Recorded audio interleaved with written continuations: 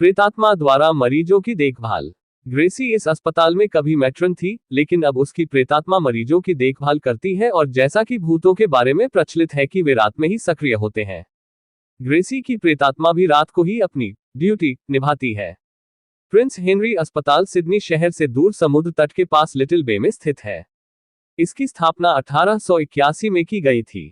पहले इसका नाम द कोस्ट हॉस्पिटल था, लेकिन 1934 में ग्लाउसिस्टर के ड्यूक हेनरी के आगमन पर यह नाम दिया गया। 1960 के दशक में इसका पुनर्निर्माण और विस्तार हुआ और यह आज भी मौजूद है। साथ ही मौजूद है इसके अनेक प्रेत प्रसंग भी। ग्रेसी की प्रेतात्मा की इस नाइट ड्यूटी के खास गवाह अस्पताल के बी ब्लॉक के मरीज हैं।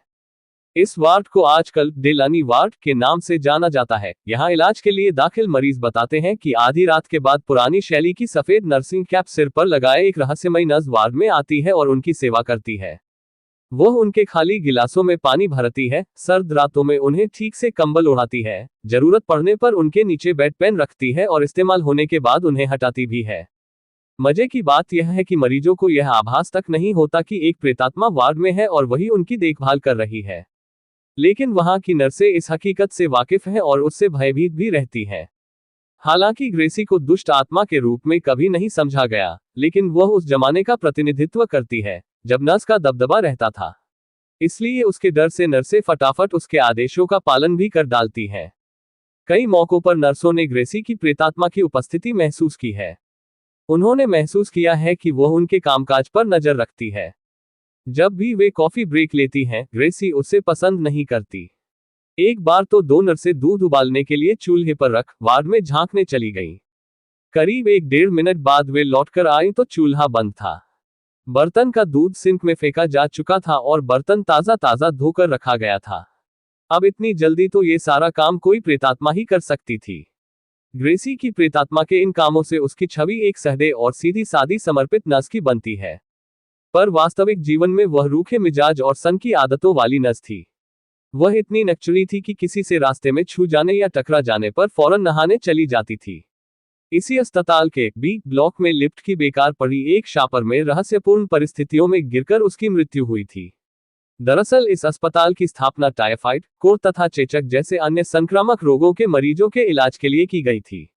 हजारों मरीज यहाँ आए, कई ठीक हुए तो काफी संख्या में मरे भी। ऐसे में ग्रेसी जैसी बिगड़ेल मृत्यु के बाद प्रेतात्मा बनकर जीवन काल में किए अपने व्यवहार के लिए प्रायश्चित कर रही हो तो आज आश्चर्य है। ग्रेसी की प्रेतात्मा के आने का भी एक निश्चित समय है। वह रात को ठीक 2 बजे ही आती है और उस वक्त घड़ी की सुइयां रुक जाती हैं। ग्रेसी की प्रेतात्मा के बाद अगर किसी दूसरी आत्मा की चर्चा होती है तो वह है एक आदिवासी लड़के की आत्मा। यह आत्मा भी इस अस्पताल के बी ब्लॉक में विचरती है, लेकिन वह ब्लॉक की पीढ़ियों पर ही आकर बैठती है और यहाँ आने जाने वाली नर्सों व दूसरे लोगों के साथ बालसुलभ छेड़छाड़ करती है। कभी वह सीढ़ियों पर बैठा खिलखिलाता दिखता है। इन 2 प्रेतात्माओं के अलावा और भी कई आत्माओं के किस्से इस अस्पताल से जुड़े हैं। आए दिन कुछ न कुछ ऐसा सुनने देखने में आता रहता है जिससे इस धारणा को पुष्टि होती है कि यहाँ 1-2 नहीं कई आत्माएं विचरती हैं।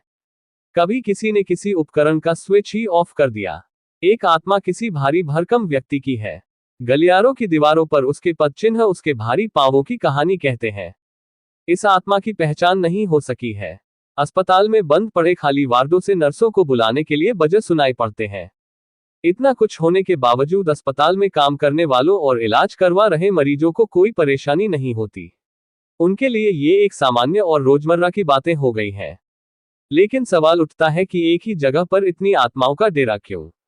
इसका जवाब भी शायद अस्पताल के पिछवाड़े बने उसके पुराने और खासे बड़े कब्रिस्तान में है, जहां कभी 1000 से ज्यादा विभिन्न लोगों को दफनाया गया था। आपको ये कहानी कैसी लगी नीचे कमेंट करके हमें जरूर बताइएगा।